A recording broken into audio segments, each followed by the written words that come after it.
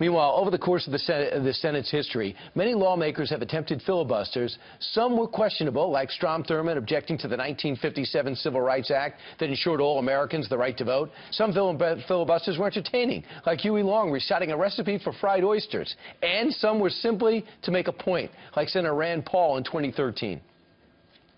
I think it's also safe to say that Barack Obama of 2007 would be right down here with me arguing against this drone strike program if he were in the Senate.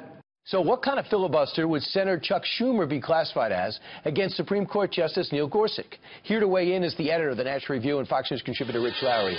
Rich, where do we file this, what's going to be taking place this week? Dumb.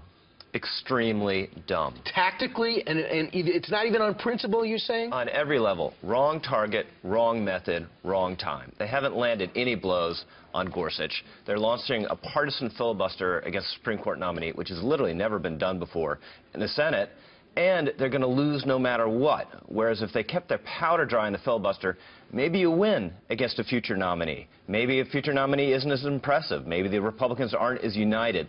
So Schumer, I believe, is shrewder than this, is being pushed into it by his base. Who's happy about this? The protesters outside his office in Manhattan who said they want to fight Trump on everything? Correct. This is a hashtag resistance filibuster. And all you need to know about the dynamics here, the night that Gorsuch is announced, 3,000 protesters in front of Chuck Schumer's house. And those are the people he's placating. If he was doing the shrewd maneuver and the shrewd tactics, he'd wait to fight on the next one. And maybe make a show of a filibuster here, but pull back in the end. And it doesn't seem like he's going to do that. Project something. How does this end? Does it end midnight Friday with Mitch McConnell going for the nuclear option? Yes. That's the most likely outcome.